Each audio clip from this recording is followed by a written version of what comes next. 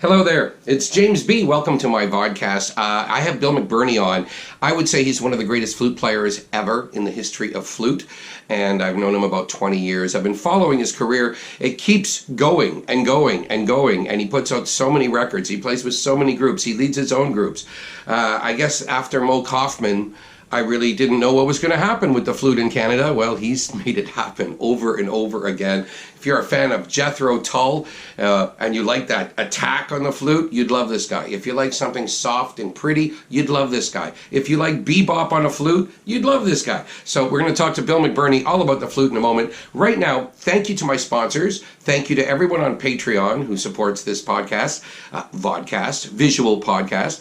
And if you want to, go to Patreon. $5 a month. That's like $6 US. And you can be a donor to this. And what I'm doing basically is putting this together with my friend JJ Brown and trying to get you out in the clubs. And I've got 4 great clubs here who sponsor this, and I want to tell you who's playing. I also want to thank Barbarian Steakhouse. It's delicious in there, 7 Elm Street. Take someone you love. It's a fancy place. You know, bring your wallet, but you're going to love it, and it's worth every dime. Best service. One of the oldest white tablecloth restaurants in Canada, and they're just so cool. Also, barberfinancial.com. You know what? Probably the new year, doing taxes, thinking about your money. Talk to Captain Paul. Tell him Jaymz Bee sent you.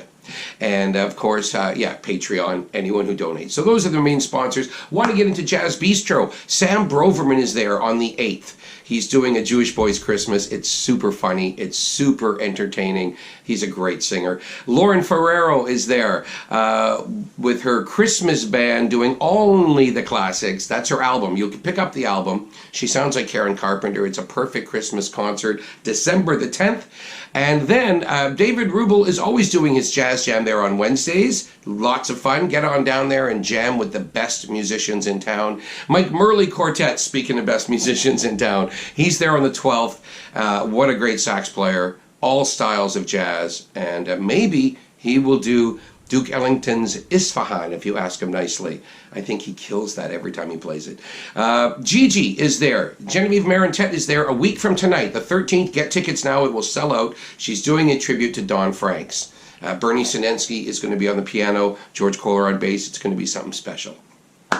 Lula Lounge. Tonight, Junior Santos and Yanni Burrell. Yanni is a favorite over there. He always packs the dance floor. Salsa Saturdays. Sean Bellavetti is back with Conjuncto La Calu. He's going to be back. So dancing Friday, Saturday at Lula. Tuesday, Tea Garden City Celebration and the Eco Bunk Awards. I kind of like this. Eco Bunk Awards. T is, by the way, Toronto Environmental Alliance. So this is a cool special event. It's an annual fundraising event they have. So that's Tuesday the 10th. On the 11th, the Double Cuts Western Swing Band have a show called Let Us Be Frank. And yes, it's Frank Sinatra. They are a terrific band. And if you want more Rat Pack, on Thursday the 12th, Ori Dagan, the Rat Pack Songbook Show. So lots happening over at Lula Lounge. And then Hughes Room Live, Ensemble Vivant is there. So tonight, expect some piano chamber music. It's high level. It's really beautiful music. I haven't seen them for about a year, but it's a wonderful ensemble. Ensemble Vivant tonight. Carlos Del Junco is tomorrow. If you go to YouTube and you look up Carlos Del Junco, Our Man Flint, you're going to hear some of the coolest harmonica playing you've ever heard and one of the coolest songs you ever heard. And that'll make you want to get down there tomorrow night. Eric St. Laurent is in that band. Henry Heilig is in that band. It's going to be great. And he's such a great harmonica player. So check out Carlos on Saturday. Sunday, Quartet performs. Quartet is that beautiful female foursome. Cindy Church, Gwen Swick, Caitlin Hanford, and Sylvia Tyson. She was like my Kool-Aid mom when I moved to Toronto. She was so nice to me. I'm best pals with her son Clay. Hung out with her husband Ian, ex-husband. But Sylvia, yeah, she's just the coolest. So there you go. 4 beautiful women singing harmonies Sunday with Quartet. And then Jazz Cast and Joy next Wednesday the 11th. I have to move change my plans because I need to be here. Danielle Bassels, Drew Jureka, Jay Douglas, Alex Pangman, the list goes, Jeremy Ledbetter, Eliana Cuevas, the list goes on. And it's for Jazzcast, which is that wonderful website. Danny Elwell spearheaded. Garvia Bailey's there, Heather Bambrick, Walter Van Afro, a whole bunch of cool people. And they also have shows from famous artists who put together shows. So check out jazzcast.ca. And Dr. Draw is there on Thursday the 12th at Hughes Room Live. Dr. Draw, Eugene, he's such a crazy entertainer on the violin. You won't be sorry that you went down there. Tara Davidson is at the Homesmith Bar with Canadian Jazz Quartet tonight. When Canadian Jazz Quartet plays at the Old Mill, you need to get there early. The Homesmith Bar is room for like 80 people or something, so you got to get there early to see Canadian Jazz Quartet and the wonderful saxophonist Tara Davidson. Sherry Marshall is there tomorrow. Sherry's a gorgeous woman with a beautiful voice, or is she a beautiful woman with a gorgeous voice? I kind of get those mixed up. You will love her. She has a great repertoire. Maybe she'll sing Afro Blue for you. And Sophia Perlman and Adrian Ferrugia are there next week, Thursday the 12th, where they have a party, basically. They invite people to come in and play with them. And, of course, they can carry a whole night themselves because they're so fabulous. So there's everything for you. Homesmith Bar, oldmilltoronto.com, hughesroomlive.com, lula.ca, jazzbistro.ca, and now it's time for Bill McBirnie. Let's go talk flute, shall we?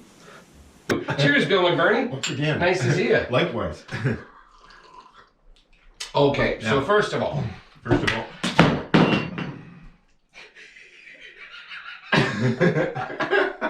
Okay, first of all, what we do is we keep going. It's live. I'm going to mop that up later. That is very funny. Okay, so I talk with my arms. Note to self, coffee at the front of the table, but I'm leaving it. That's the way we're going to fly here. Only a little blushy. Okay, so listen, it was at Port Colborne. Where were you born? Well, I'm an odd creature insofar as I was actually born in Toronto, but I was raised in the small town of Port Colborne, Ontario. Right. So I feel very much like a Port Colborne boy. You're a kid in Port Colborne, and everyone is playing football and baseball and hockey. Exactly. And what are you doing? Oh, I was a bit nerdy and quiet. So yeah, I was interested in music and reading and I liked puppets and I collected stamps. I did all kinds of crazy. That sounds like we would have been pals because I was a nerd too. Oh, exactly. Oh, I had stamps and coins and puppets. Oh my, yeah. It's interesting because I was a little awkward and I didn't have necessarily like a lot of friends, but I always had, say, one friend who I really was close to as I was going through school. So they evolved, but I usually had one guy, and he was inevitably he's very smart and he's interested in lots of things, and that's how I sort of coped with things when I was growing up.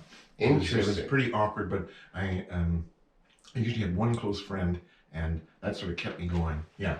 Musically, were you listening to Jethro Tull and Ian Anderson? I'm curious because you're the master of the flute, and I'm curious what were you listening to? Well, that's sort of interesting because growing up in a small town, it's sort of a bit of a backwater perhaps, but my father really listened to a lot of jazz, and my mother listened to a lot of classical music, and then of course, being a child of the 60s, you know, it was like the Beatles and the Stones and Joni Mitchell and Simon and Garfunkel and Cream, and just, I mean, it was everything. Exactly, yeah. It was amazing. In terms of flute players, well, I was very serious about the instrument, but more from a legit standpoint. So I would listen to classical players. So when I was growing up, Jean-Pierre Rampal was like the man. Sir James Galway came a little bit later. So I listened to a lot of Rampal.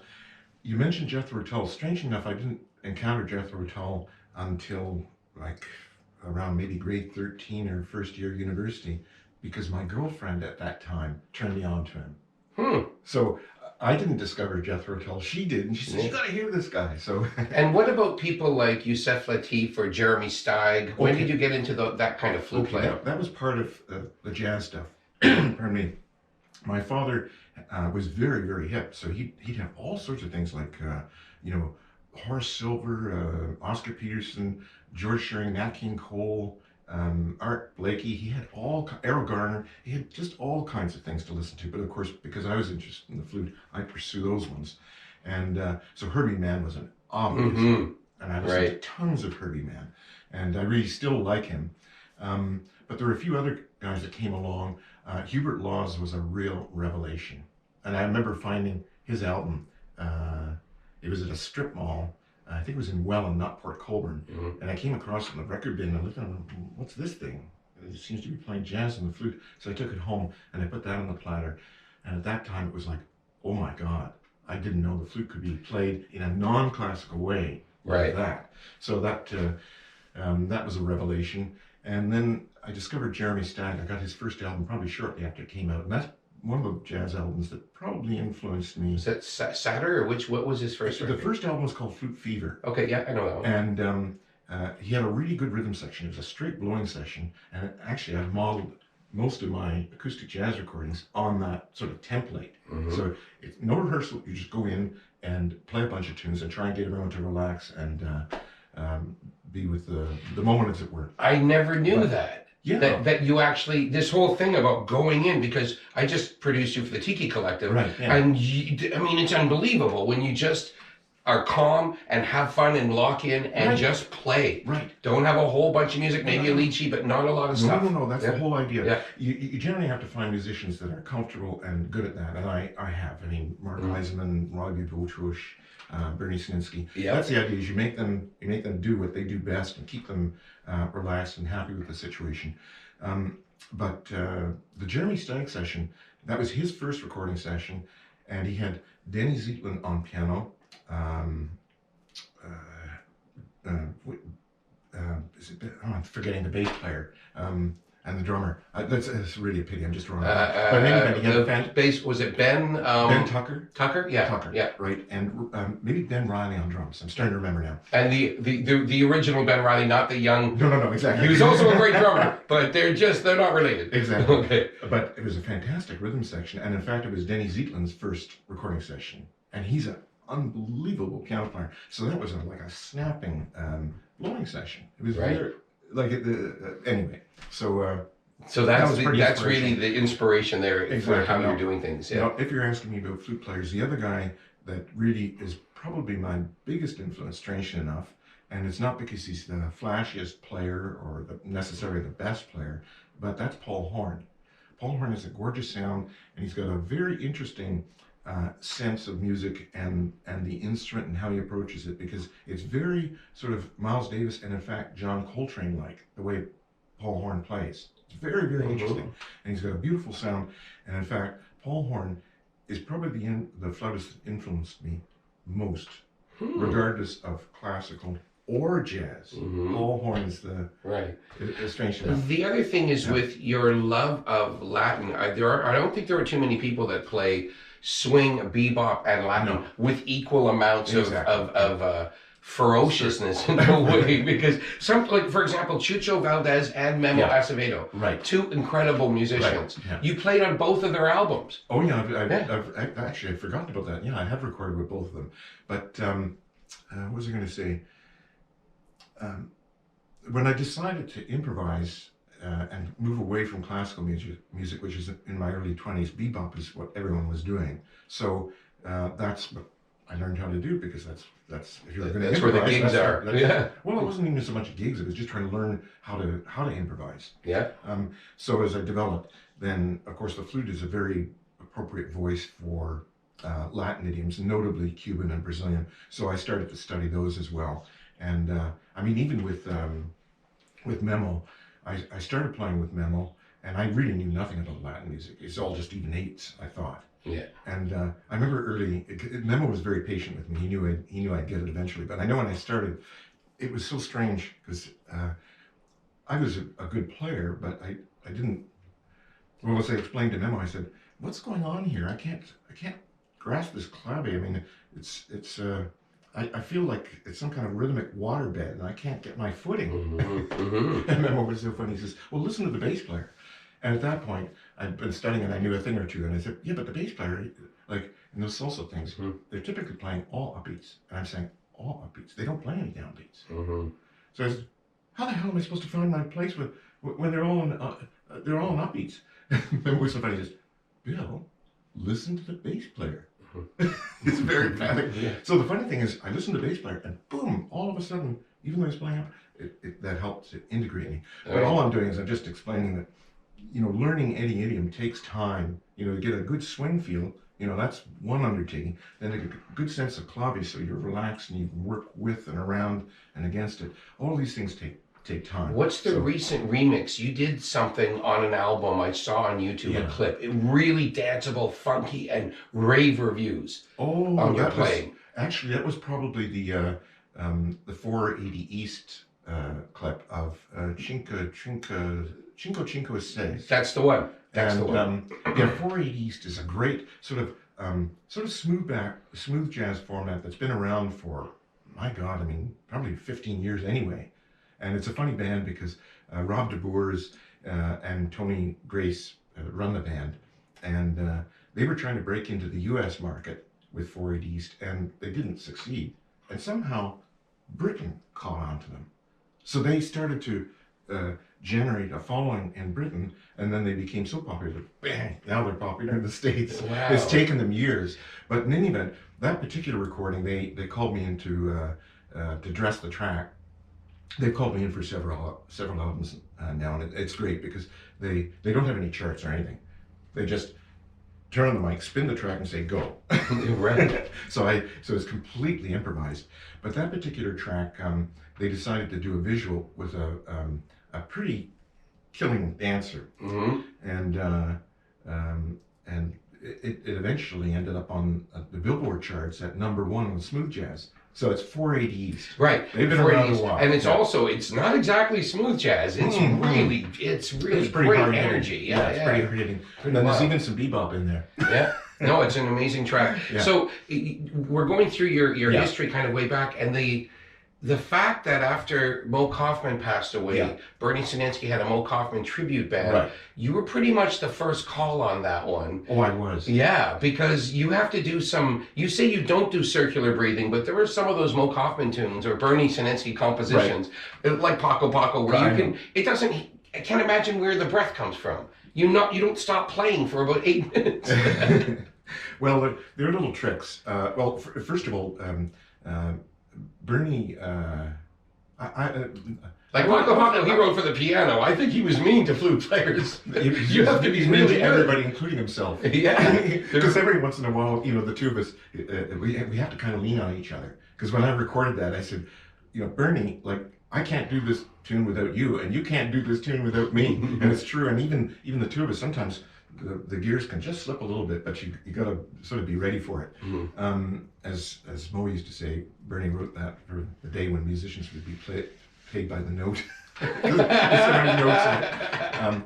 I was. So it's not circular breathing. It's just one big breath with 8 zillion notes or something. Well, actually, I was just going to address how I got into that band. Yeah. Because I wasn't terribly well known at that point. That's sort of relatively early in my playing career, or quasi-professional career. But he got a copy of my second CD, which I did all by myself. I did the entire thing, all the bed tracks and all the recording engineering. Was that mixing. Scratch It? Scratch It. Yeah. And it's not I don't know if it's necessarily a masterpiece, but and there's a lot of synthesized elements that probably offended my counterparts in the music community, because what are you doing? Are you crazy? Give me a gig. I'll give you some percussion. But the fact of the matter is, it was a real showcase for the flute, and I'm really proud of it, just because it's quite an amazing album, because there's so much flute, and it's good flute playing in a variety of contexts. In any case, Bernie got a copy of this, and he liked it. He was completely out of step with most people. He actually sort of liked the album, but of course when he heard that, he realized, oh, okay, I've got my boy for the Mo Kaufman tribute. And how many shows have you done over the years of that music? I can't dozens, hundreds? It wouldn't be hundreds, but dozens. Strange enough, it's sort of been confined to Ontario. We haven't really the band has never been taken outside of Ontario, but we've done tons, and What else was I going to say? I just think Swingin' Shepherd Blues in New York City, everybody would remember and go, oh, exactly. That's the thing, because that was a worldwide hit. I know. Yeah. I remember once upon a time when I was in Europe, and I ran into a flute who was busking, and a flute player who was busking, and I was talking to him, and I tried his flute, and he said, man, oh man, you should be busking. You could make a lot of money. So it was the tail end of my European sojourn, and that's what I did. I started busking, and he was right. It was ridiculous. Yeah. And just solo flute, and I was doing jazz and classical things.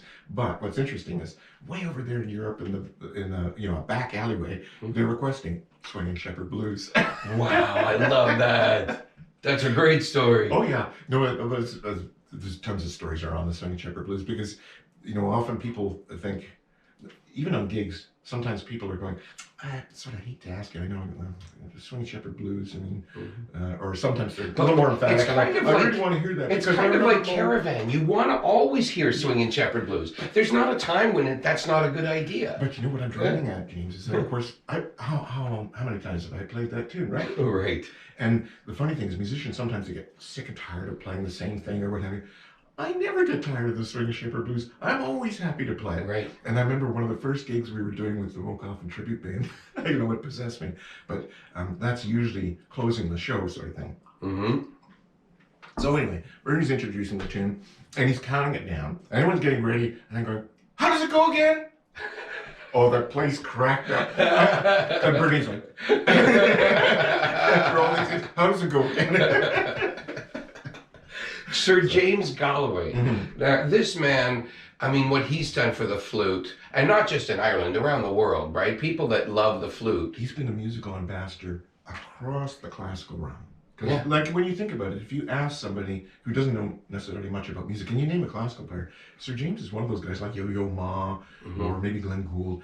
People, that's one that surfaces very fast, regardless of the instrument. Right. So he's, and folk too, right? Classical and a little. He also does some Irish folk. He grew up in Ireland, so he's a killer on the penny whistle. Yeah. He really is, and he did an album with the Chieftains, for example. So he can cross over, definitely, no doubt about it. Yeah. And he's become one of your biggest fans. Oh yeah, he's started crossing 15 years ago or so. Yeah. Yeah, and the amount of quotes I've seen of him praising, saying you're the most original flute player he knows. Yeah. And you write reviews. You kind of review flutes for him, or what is your position? Well, 15 years ago when he found out about me, he had a website. His web presence has altered over the years. He's moved away from say a hard touring and performing oriented thing to a little more teaching and mentoring. But back when he was like a road warrior and touring crazy all over the world, he wanted on his website a jazz specialist, and I was the guy that he recruited personally. So that was my first encounter or dealings with him.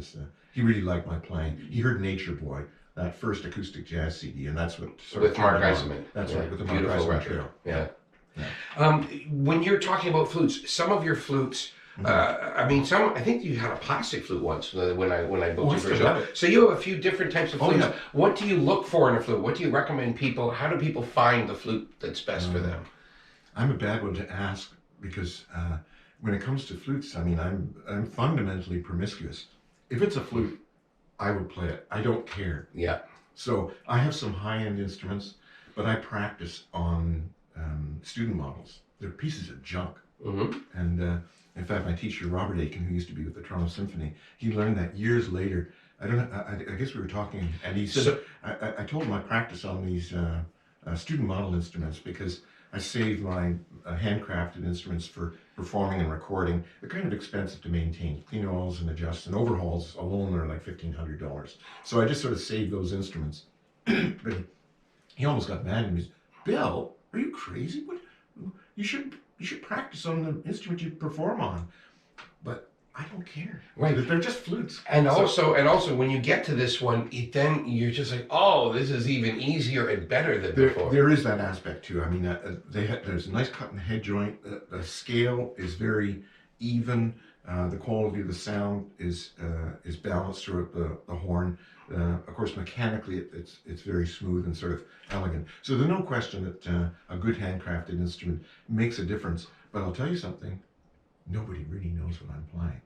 and I've been in situations where I've used one of those junk instruments. Yeah. And the guy actually said, "Oh, that must be a really, really expensive flute." I said, "No, it's like a $200 Artley." Yeah. So that's what I'm saying. Is nobody has any idea what I'm playing. That's and okay. I don't, in a sense, I don't care if it's a flute. Yeah. I'd be really happy. This one doesn't have the gold Schmidt pads, and I don't even know what I'm talking about. But I read somewhere Okay. that you have specific type of pads you like on your flute. Okay, well, they're pads that I'm sort of celebrating. Maybe to put things in context, I've got 7 or 8 flutes, and 5 of them are Haynes. One of them is that plastic woe flute, which is red. And it sounds great, and it looks really funky. Yeah. No. It's a very nice instrument. And Jeffrey Go is the designer and manufacturer, and it's plastic, which means that it's got actually a woodier sound.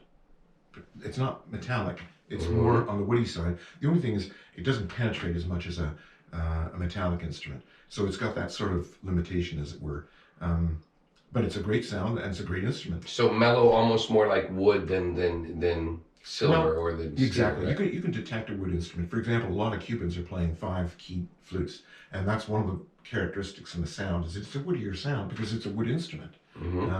Many are playing standard Bame flutes now, but if you listen to the old Aragon recordings with Richard Egwes, they'll be playing often 5-keyed flutes.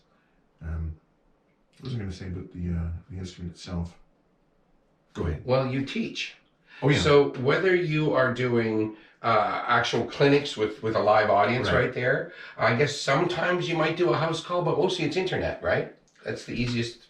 Well, local people will come to me directly, and actually some people use the internet or Skype because saves them coming in or the weather's bad. It can be that simple. Right. So Skype is actually excellent. Classical players sometimes are more skeptical of it. They sort of have this notion that you have to be in the room. I've taught people from all over the world via Skype, and I've never sensed any impediment in terms of getting through to them or them getting through to me. So Skype is excellent for teaching it. So I've been, when I was working, practicing, playing, family, people would come to me for lessons, or they'd ask me for lessons, and I just couldn't do it. So once I sort of cut the painter work-wise, now I've done a lot more teaching because I have the time to do it. And as I say, I get requests from students all over the world. Oh, it's wonderful because you can actually, like here, you could sit here and play a flute. Right. People at home can watch. Right. And I wrote records with people that just live in Etobicoke, but they didn't want to come to the west end of Toronto. They were just, it's an hour drive, but they're like, no, we'll just do Skype. So it really does work for you. Excellent. Yeah. Now you're working on a book, and this book is available, I guess, is it Amazon? You can order it? Well, actually, it just came out. The launch was Tuesday on Amazon, and of course, I've ordered author's copies, but I haven't got it yet. And the strange thing is, tons of people have already got the book. They ordered it, they got the book, and you're waiting for your couple of copy. days, and I'm waiting for my own copy. Otherwise, I would have brought you one. Well, I'm actually going to buy a couple online. They make a great stocking stuffer. Yeah, no. If your friends have big legs, because it's a book. So this book, how does this? I mean, obviously, people should read this book before they even take a lesson because they're going to get a whole bunch of information. Not necessarily. Although I've sometimes wondered, I'm sort of disclosing all my secrets. Maybe they won't need lessons anymore. Right. No, but in any event, Sir James Galway was good enough to write the foreword. When he heard that I was writing a book, he says, "Oh, I'd like to do a foreword for you. Let me see the first draft."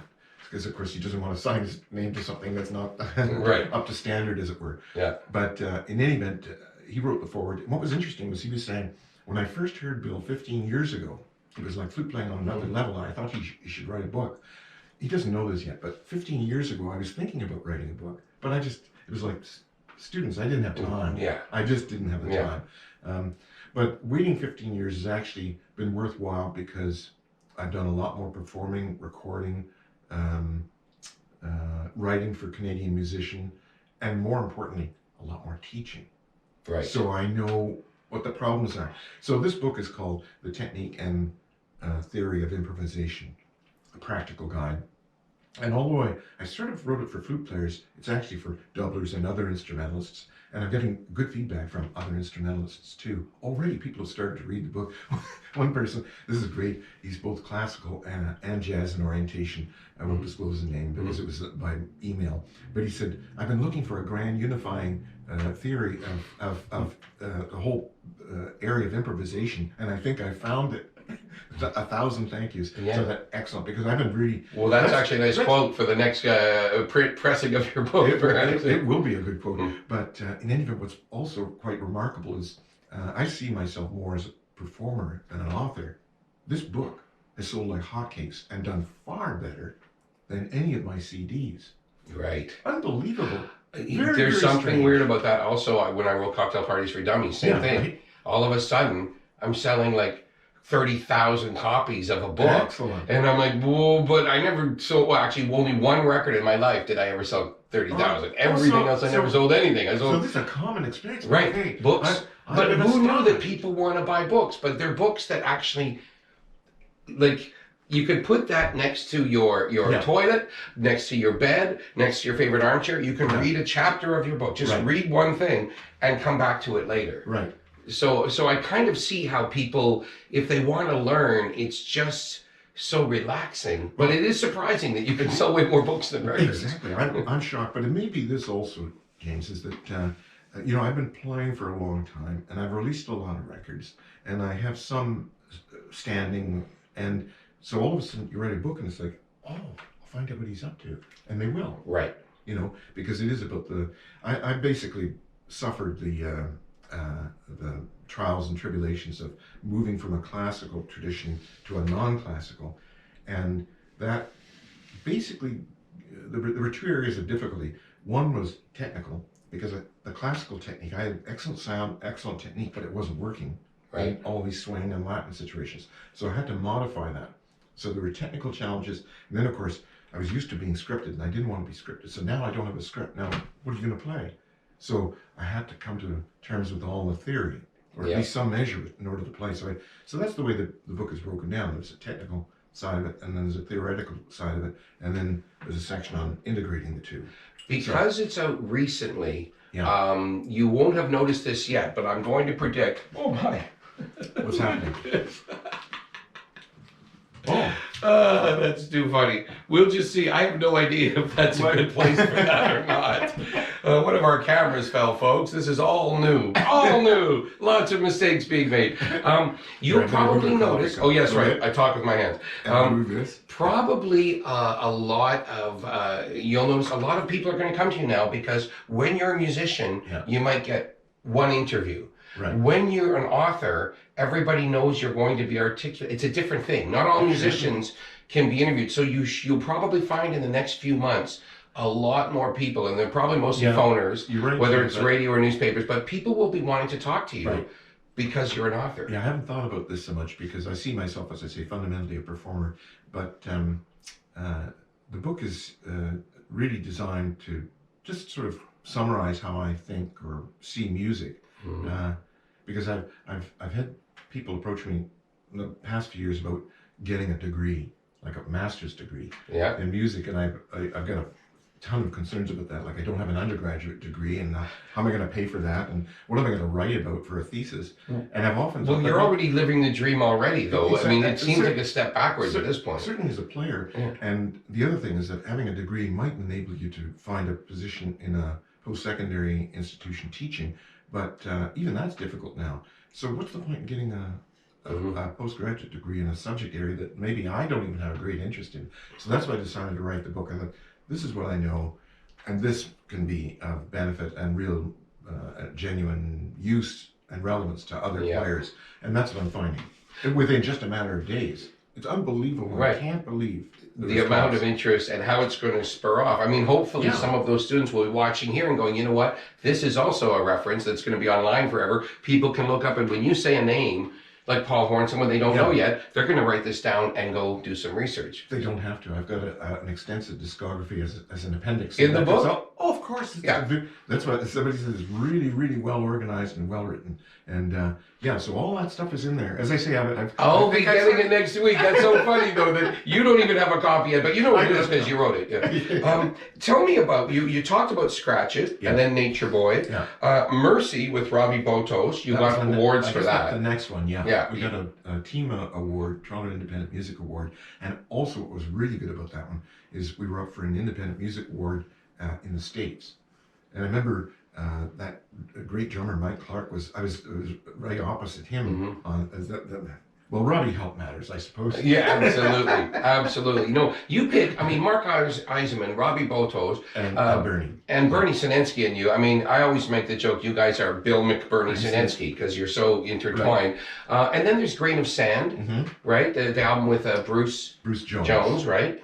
That's a little more off the beaten track, and it's a little more world-oriented. Bruce is very, he was raised in Brazil, but he loves Mick Jagger and the Stones. So you get this funny combination. Yeah. But he's a beautiful writer, and I really like his stuff. So the first album that I did was with Bruce. Right. It's called Desvio. Desvio. Which is detour in Portuguese. And then the second to last album, I was going to say the last. No, the last one. Let's talk about this for 1 sec. We're all over the place, but the last one had the most crazy rave reviews all around the world. Yeah. You and Bernie Sinensky really in conversation. Yeah. It's just, that's all it is. It's one-on-one, very much so. But Grain of Sand was just before that. So until Silent Wish, Bruce Jones had sort of bookended my recording career. But the last album... Silent Wish was really heavy, though. It's a beautiful record. Exactly. But, I'll just give you the history. All the albums I've been very, very happy with, and all of them been really, really well received critically. This one has a slightly different vibe, and there's a reason for that.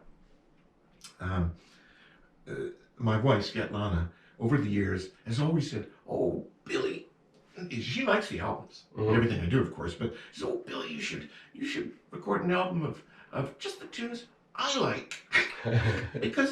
because Billy, everyone else will like them too. Yeah, right. So that was the impetus for the Silent Wish, was I said, okay, which tunes do you want me to put on this album? And it was a bit of a process to winnow it down. But in any event, they're all her picks. And that's the thing, is the repertoire is quite captivating. Right. And some of it's obvious, and some of it's a little more obscure. But what's also interesting is, she's Russian. So she didn't even expect this. I had to point this out to her. I said, "Do you realize every tune on this album is in a minor key?" Right. So that's a nice thread. And that's the Russian thing. Exactly. It's cold, it's dark. Hey, let's be depressing. It's fun. I was just at an event yesterday where a Russian woman made those jokes on stage. Right. Who would like another depressing song? And everyone claps like crazy. No, it's a beautiful, bittersweet. Yeah, there's really interesting stuff on that record. Exactly. So, but the thing that's also interesting about it's minor, but not all minor tunes are somber and sort of down. Like Riccardo Bossa Nova is actually kind of up, but it's in a minor key. Yeah. As opposed to, and that's a sort of better known standard, as opposed to First Song for Ruth, which is a Charlie Hayden tune. And that is that's about as minor as you can get. Yeah. So the album, I've done a few sort of Silent Wish concerts, and they always go over really well. And a lot of it is because of the repertoire. It's really interesting. Yeah. So she was right. Dead right. Listen to your wife. Your beautiful Russian wife. In the liner notes, one of the things I say, and it's true. Sometimes I'm often a sideman because I like to freelance.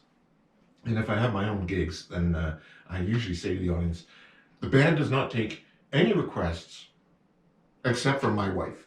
That's right. I remember the first time I met her, she had a beautiful accent, and I said, "What do you call that thing between two slices of bread?" And she said, "Sandwich." I said, "Could you whisper that?" And she went, "Sandwich." And then the next time I saw you at a concert, you came up behind me and whispered, "Sandwich." And I realized I was busted. But this is great. So that's the sort of thing, sort of nice human event that never loses its currency. I always do that. I'm always trying to find a way to say something that sounds super Russian. So you've made so many records. Do you have an idea for the next recording, or do you wait until something hits you? Well, actually, at the present time, of course, I'm sort of consumed with the book and whatever spin-off might come from that. Yeah. And you were mentioning some things that I haven't necessarily thought about. That's a good point. It's certainly a good basis for clinics. He's written a book, so obviously you can do a clinic. Yeah.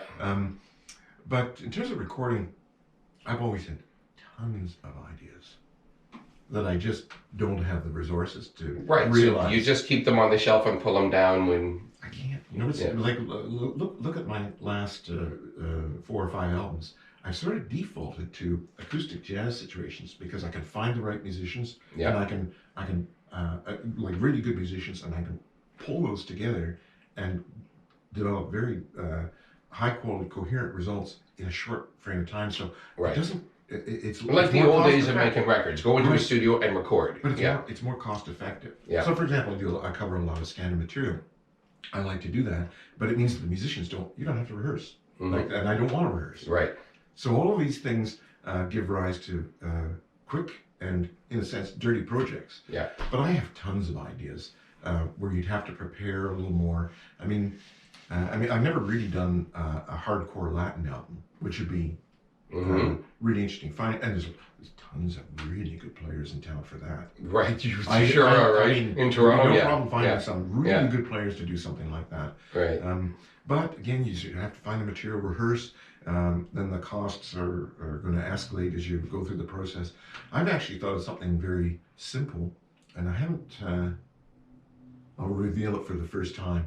I've actually thought, what about flute and accordion? And I have to find the right accordion player. And I've got somebody in mind. Or a few different ones and see how it alters. Actually, that's a good point, too. Right? Because you could get Tina Keek, you could get Dennis Keldy, you could get Drew Jarrett. Exactly. I hadn't even thought about maybe Colin Allen, you could get a different people. I hadn't even thought about it. Exactly. That's a good point, because I tend to like somebody who can cover all the bases. Weird Al Yankovic? Yeah. Making a jazz record with you? Hey, it could happen. I don't know.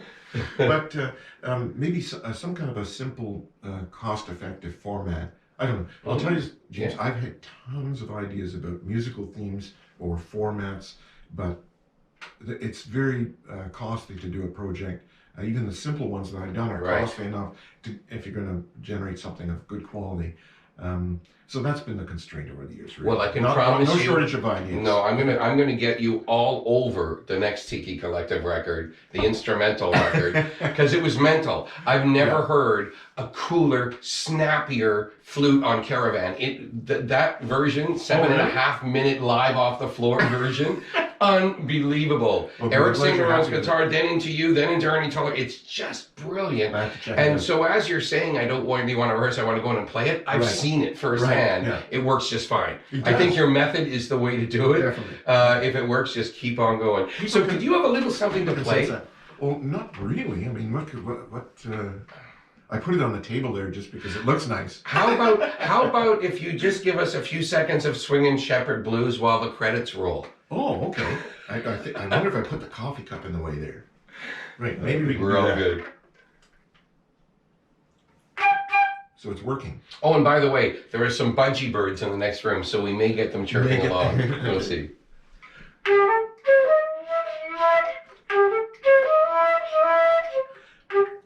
Something a little weird about the instrument here. Let me just take a...